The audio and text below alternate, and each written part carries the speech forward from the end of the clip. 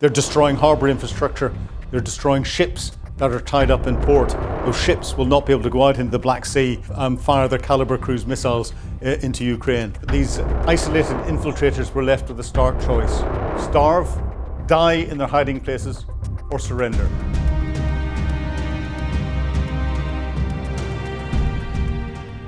As Ukrainian drones bombard Vladimir Putin's Black Sea ports and frontline forces prevent Russian advances, there are major updates from Ukraine. I'm Philip Ingram, and this is Battle Plans Exposed. This week has seen Ukraine obliterate air defence systems guarding the 1 billion Kerch palace believed to be Vladimir Putin's Black Sea fortress. In another war of words, Putin has threatened to seize British ships in the Pacific if the UK orders the arrest of more Russian ships carrying oil to fuel his war in Ukraine. It comes after UK forces stormed a Russian tanker back in June. Volodymyr Zelensky has mocked Vladimir Putin for his reliance on ally North Korea, saying Russia is no longer capable of waging its war on Ukraine alone. It comes as North Korea is stepping up its support of Russia, with Kim Jong-un sending 50,000 fighters to Russia to feed Putin's meat grinder. Today's maps focus on the Ukrainian victory in the Zaporizhzhia region that sent the Russians into retreat, and a full-scale blitz operation on one of Putin's prized shipping ports. But first, let's look at what's been happening on the front lines. This dramatic interior footage provides an unprecedented look at the destruction inside Russia's Wildberries logistics centre at Alskin. That's in Russia's Tula region, and that's 5 days after Ukrainian deep strike. Once a bustling 200,000 square metre mega hub, the facility has been reduced to a vast expanse of scorched steel, collapsed structural beams and incinerated inventory. Frame after frame reveals the full scale of the blast and the subsequent fires, showing charred, hollowed-out ruins. This rare glimpse behind the curtain underscores the strategic effectiveness of Ukraine's long-range strike campaign targeting Russian dual-use supply chains. By striking deep inside enemy territory, Ukrainian drone operators are achieving far more than symbolic damage. They're actively disrupting the flow of goods, inflicting severe economic losses and proving that critical infrastructure deep within the Russian heartland remains dangerously exposed. Now, this is having several effects on Russia. It is impacting their defence supply chain. Elements that are going to the front lines, elements that are being used as dual use to manufacture Russian FPV drones. It's also affecting Russian small businesses because many of them store their goods in the Wildberries distribution centres. But then Wildberries itself is under huge debt to Russian banks, and as more and more get burnt down, not only are they losing the ability to store items for the Russian military or Russian defence manufacturing and for the Russian people, but they're also having less of ability to start to repay their debts. The Russian banks are worried. The Russian central bank has stepped in to turn around and say that they should not start to impose difficulties on those small businesses that are being affected or others. The impact on this is in threefold: military, financial, and that's economic the whole way up to Russian economic, and also psychological. It is showing the Russian people that the Ukrainians can destroy their very way of life. Surveillance footage shot in broad daylight offers a stark look at the increasingly hazardous reality facing Russian military supply lines far behind the active front lines. Ukrainian mid-range strike drones are now maintaining near constant aerial overwatch over key rear area logistic corridors, systematically hunting high-value support targets. The explosive footage captures the exact moment a loitering strike drone homes in on an exposed Russian fuel tanker navigating one of these vital transit routes, scoring a direct hit that instantly detonates the vehicle's volatile payload into a massive and catastrophic fireball. This strike underscores Ukraine's expanding capacity to interdict Russian military logistics well beyond the range of the standard frontline FPVs. By turning crucial rear area supply arteries into lethal shooting galleries, Ukrainian forces are severely choking the flow of diesel, ammunition and heavy equipment before it ever reaches the front line. As these broad daylight attacks mount, Russian commanders are forced into an agonizing dilemma: push vulnerable supply convoys through high-risk corridors or face severe shortages at the zero line. This is the front line. And the area that is being hit is this land corridor, this bit that there is behind the eastern part of Ukraine, the bit that Russia occupies. Russia now has not got any secure supply corridors going along this area, able to supply into the east of the region or able to supply down into Crimea. Ukraine is dominating this whole area with its medium-range drone capability. Now, dramatic first-person footage captures a chaotic and ultimately futile attempt by a Russian mobile air defense team to intercept a low-flying Ukrainian mid-range strike drone. Filmed from inside a moving military truck, the video shows the sheer panic of the crew as the Ukrainian UAV buzzes directly overhead at low altitude. In a frantic bid to bring down the target, a gunner operating a twin-mounted heavy machine gun opens fire, spraying automatic rounds almost directly over the truck's windshield as tracer fire streaks into the sky, only for the drone to sail past completely untouched. This dramatic encounter highlights the growing crisis facing Russian air defences, which are increasingly forced to rely on makeshift, visual-only mobile teams to counter low-altitude drone strikes across the rear areas. Lacking automated tracking or radar integration, these improvised point defence units face nearly impossible odds when it comes to intercept fast-moving, low-flying targets in real time. As Ukrainian strike drones continue to bypass these desperate screen forces with ease, key logistic routes and strategic infrastructure deep behind Russian lines remain dangerously exposed. Two other things come out about these videos. One, the fact that the Russians are having to put air defence gunners with clearly designed twin-mounted machine guns at the rear of a truck, and we can see a Russian soldier at the front of the truck looking out for threats, shows the extent of the threat that's there. The second thing is, I would not like to be the driver of that large Russian civilian truck, because those bullets were going very close to him. I wonder if he got through this safely. Now, bizarre propaganda footage published for the first time by Pyongyang this week offers a rare look at North Korean troops operating alongside Russian forces during the battles in the Kerch region in May 2025. Designed as a high visibility flex of bilateral unity, the video depicts North Korean soldiers embedded with their Russian counterparts, receiving tactical instruction and attempting to adapt to modern frontline warfare.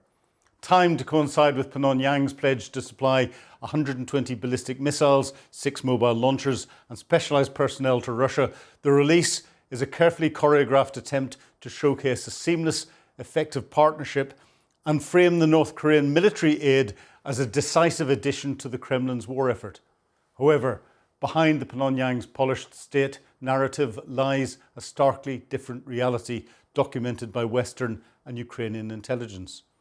Far from the tactical success portrayed on the camera, North Korean units deployed to the front line struggled immensely, plagued by severe communication barriers, total unfamiliarity with drone-dominated battlefields, and heavy casualty rates during costly assaults.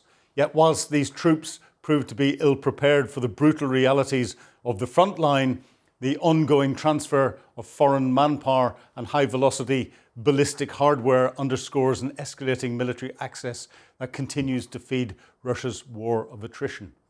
The one thing that the Russians did note and the Ukrainians did note about the North Korean troops was their basic military skills and their basic discipline was of a very high standard.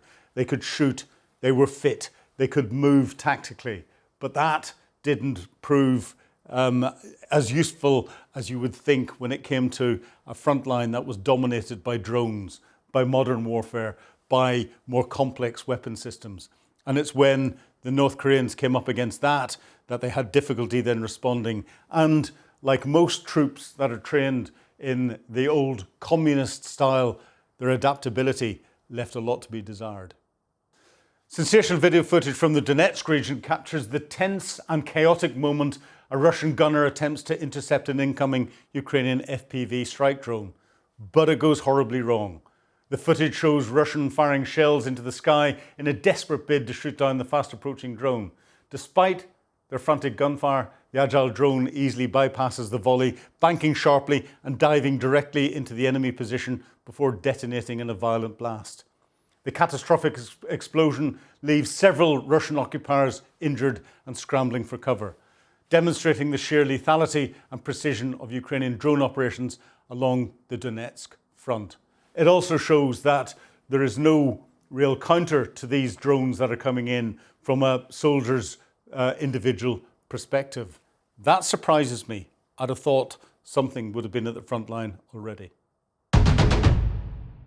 In the Zaporizhzhia Oblast, Russian commanders have effectively admitted defeat in a costly months-long infiltration campaign around Novorossiysk, which is between Kostanivka and Orkiv. After spending months sending small infantry groups through gaps in the Ukrainian lines, Russian forces have abandoned those plans to turn those penetrations into larger offensive, pulling their main units back below the river line. Even pro-Russian sources that previously exaggerated minor infiltrations as major territorial gains now admit the effort has completely collapsed under heavy losses. The retreat comes after repeated infiltration attempts turned into high attrition death traps. Across the sector, Ukrainian aerial surveillance systematically caught Russian squads attempting to move through the dense tree lines. Ukrainian FPV operators continuously hunted advancing infantry, flying explosive drones directly into concealed dugouts and dropping grenades into tree lines. Further back in the Novorossiysk sector, Ukrainian FPV operators located and destroyed multiple Russian BM-21 Grad MLRS launchers, providing fire support, stripping the infantry of critical artillery coverage. As main Russian units pulled back behind the river, small infiltration groups that had managed to slip deep behind Ukrainian lines were left entirely stranded. Isolated Russian squads remained hidden in basements and abandoned structures, waiting for reinforcements that would never arrive. With the overall operation called off, Russian commanders halted all resupply efforts, even stopping drone deliveries of food and basic provisions. Written off by their own leadership, these isolated infiltrators were left with a stark choice: starve, die in their hiding places, or surrender. This collapse creates a major dilemma for Russian commanders along the southern front. Every deep infiltration attempt now carries the risk of leaving small units marooned deep inside Ukrainian territory. To rescue them, Russian commanders would have to send fresh troops through routes under heavy Ukrainian drone overwatch, dramatically raising the cost of a failed push. If Russian forces are forced to keep infiltrators close to their main defence lines, they lose the element of surprise and flexibility that made these small unit tactics beneficial in the first place. And this is something we've seen the whole way across the front line. The Russians have pushed these small groups forward. They try and dig in somewhere, hide in a basement, use the rubble in a village and in buildings to say that they've captured somewhere. Take a picture, get it geolocated. It's reported up to their higher command that they've actually captured that area. This is the first time we've seen them admit that they've actually been pushed out of it and not do that.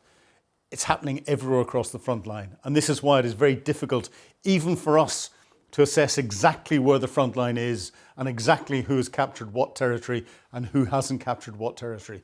And we then have to put this into perspective with trends. The trends up until a couple of months ago were the Russians were advancing very slowly. 10 metres, 15 metres, 20 metres. That trend has stopped. Across a large proportion of the front line now, the Ukrainians are holding any advances up. And in some areas, we're now even seeing the trend reversed, especially in the Zaporizhzhia Oblast, where it's the Ukrainians advancing 10 metres, 20 metres, 50 metres, 100 metres. The Ukrainians are not doing exactly the same as the Russians do. They're not infiltrating and taking photographs so that they can try and demonstrate that they've captured territory, which in reality they haven't. They're not under the same pressure that the Russians are under. The Ukrainians just need to hold things while everything else is going on in the rear areas. Now turning our focus to the Black Sea, where Ukrainian drones have transformed the sea into a treacherous waterway.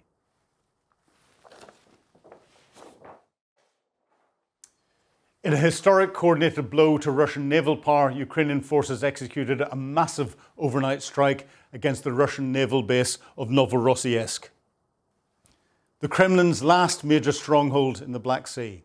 Operating more than 300 kilometres behind the front line, Ukrainian defence forces proved that no distance can shield the occupation fleet from precision retaliation.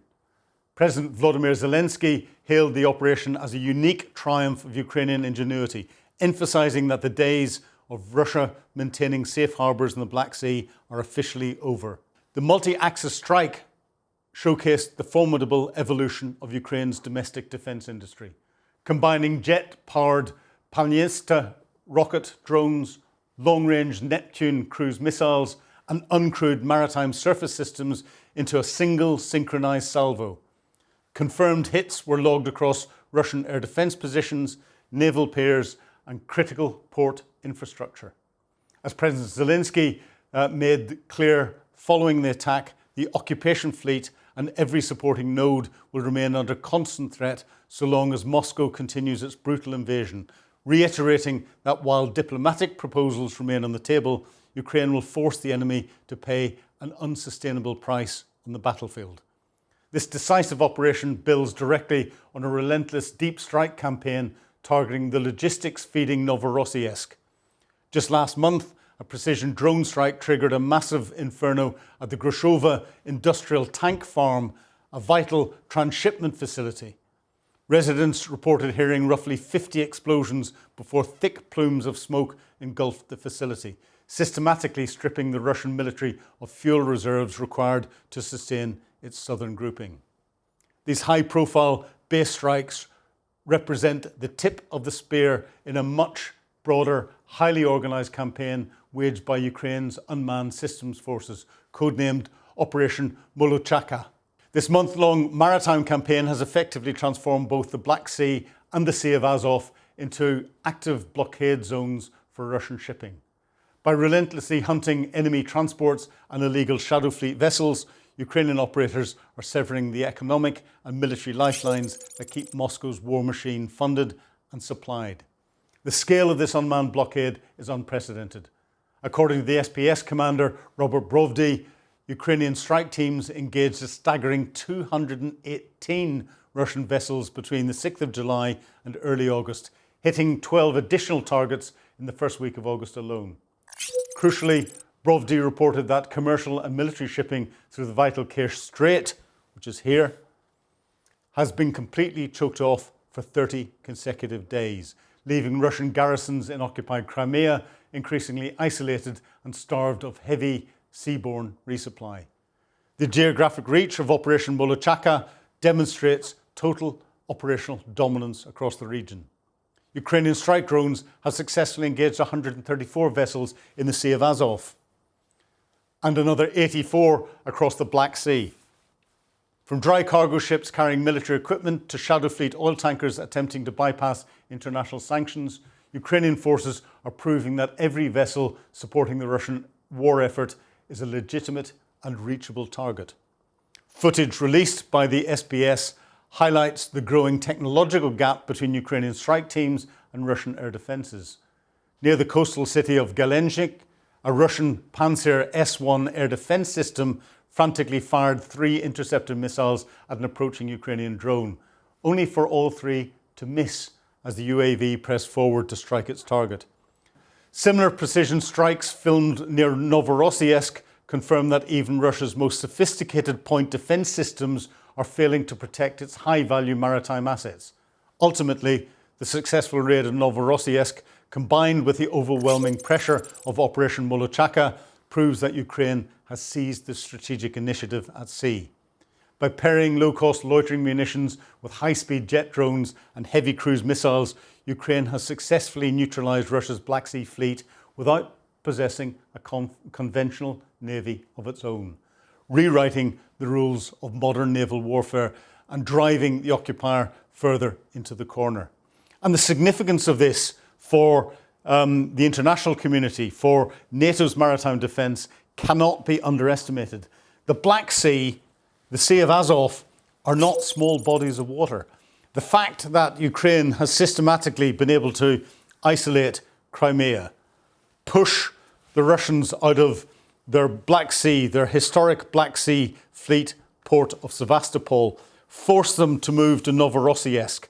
And remember, the Russian Black Sea fleet is on paper the strongest maritime presence in the whole region.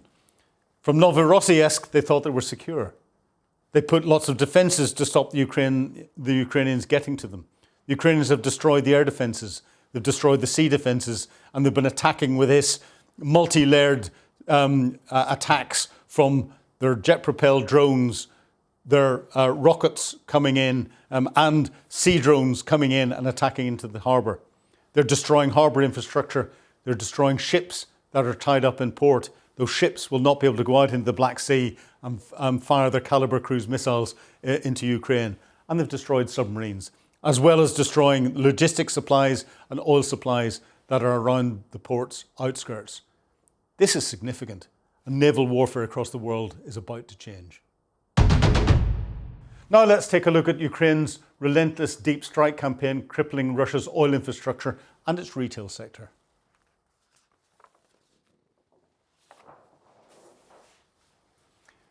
Over 1,200 kilometres deep inside Russian territory, the myth of the Russian rare area security has been shattered once again. Ukrainian long-range strike drones delivered a devastating blow to the massive Tenko oil refinery complex in Nezhezhkamtsk up near Tartustan. Overnight and into the morning hours, waves of Ukrainian UAVs bypassed layered air defence networks, set one of Russia's most advanced fuel production hubs ablaze. For Ukrainians, this high-precision strike is a direct and necessary response to Russia's ongoing aerial terror. While Moscow launches ballistic missiles and drones at Ukrainian cities, including the brutal attack on Kyiv that killed 21 civilians, Ukraine is methodically dismantling the economic engine and fuel supply lines powering Putin's war machine. The strike in Tartustan is not an isolated raid, but the centrepiece of a relentless campaign systematically crippling Russia's war economy. Ukrainian drones reduced the massive 200,000 square metre Wildberries distribution centre in Alskin to a smouldering rubble pile, destroying vital dual-use components, drone electronics and tactical gear designed for the front lines. Deep strike drone units extended their reach even further east into the Tyumen region, and that's around this area, striking petrochemical complex in Tobolsk that manufacture rocket fuel, components, high-octane gasoline and composite materials for the Russian military war machine. With over 30% of Russia's refining capacity crippled in recent months, fuel shortages are mounting across Russia, directly disrupting military logistics while draining the Kremlin's export revenues. As Russian officials start to get worried and start to issue threats over the strike in Nezhnekamsk, Ukraine's message remains crystal clear. As Andrei Kovlenko, head of Ukraine's Centre for Countering Disinformation, pointed out, every facility targeted by Ukraine directly feeds the invasion force, manufactures weaponry or funds the war. Every consequence felt inside Russia is the direct result of Vladimir Putin's decision to launch an unprovoked full-scale war. As President Vladimir Zelensky emphasised, every Russian strike on Ukrainian towns will be met with a calculated, hard-hitting response. By systematically neutralising oil refineries, energy hubs and dual-use supply networks thousands of kilometres deep inside Russian territory, Ukraine's unmanned systems forces are proving that as long as Russia continues its aggression, no military or economic asset inside Russia is out of reach. According to Ukrainian intelligence, here are some of the drones being used in these deep strike operations. We've got the Firepoint FP2, a Ukrainian mid to long-range strike drone equipped with a heavy 105 kilogram warhead and Starlink SATCOM integration, able to perform precise strikes on targets hundreds of kilometres away. Then we've got the Ram-2X, an upgraded Ukrainian X-wing loitering munition capable of striking up to 150 kilometres behind enemy lines. Of course, the Hornet drone, a fixed-wing long-endurance strike UAV carrying a 5 kilogram payload up to 150 kilometres, designed with high dive speeds and integrated satellite relay. Then the blitzed 2, the ultra-low-cost modern drone carrying an 8-kilogram payload over 40 kilometres range, engineered so frontline operators can quickly reconfigure it in the field between disposable strike missions. And finally, the Begmot is a Ukrainian Shahad-style middle strike loitering munition with an operational range of up to 300 kilometres that can carry 2 heavy warheads simultaneously. Now, that's only a small number of the drones that are used. We're not going to touch on all of them here. Now, touching on one of your questions from last week's episode, how does Ukraine decide what is a legal and legitimate target? And, we've got civilians working at the Wildberries sites. Do they make it any less legitimate?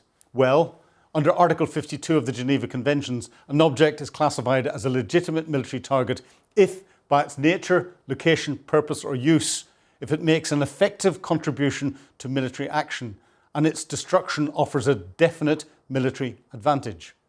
Target selection is guided by multi-source intelligence, including satellite imagery, signals intelligence, and tracking to verify targets and the optimum time to strike to minimise civilian casualties. Under the IHL, military commanders must ensure that incidental loss of civilian life is not excessive in relation to the concrete military advantage expected. And so far, at least 15 civilian workers have died during the operations targeting Wildberries sites at least 20 separate strikes across the country. Another question that came up a few times in the comments section from last week's episode was concerning Ukraine's air defence capabilities. When could Swedish Gripen fighter jets and Meteor missiles come online for Ukraine? Well, the Saab JAS 39 Gripen is one of the most uniquely engineered 4.5 generation multi-role fighter jet in the world. In May this year, Swedish Prime Minister Ulf Kristersson and Ukrainian President Vladimir Zelensky announced a landmark deal to provide Ukraine with 16 jets, with the first batch expected to arrive in Ukraine early next year. Time will tell if they can become a game changer. And whenever you get new jets, just because you've got pilots that can fly them, you haven't necessarily got pilots that can fight them. It can take over 2 years from a pilot who is experienced on the front line to convert to a new jet and then to be able to fight that new jet in a high intensity environment. So this is something that's not going to bring in an early conclusion. And the Wildberries sites are without doubt legitimate military targets because they are directly supplying Russia's front line. What Ukraine is doing by targeting them is very clever indeed. So that's all for today's Battle Plans Exposed. If you like what we've seen, please tell your friends, share it across your social media platforms. And of course, if you haven't subscribed, please subscribe. If you've got any comments or any suggestions, please put them below and we'll try and address them and bring them into ideas for future issues. But most of all, thank you for watching. I'm Philip Ingram. Goodbye.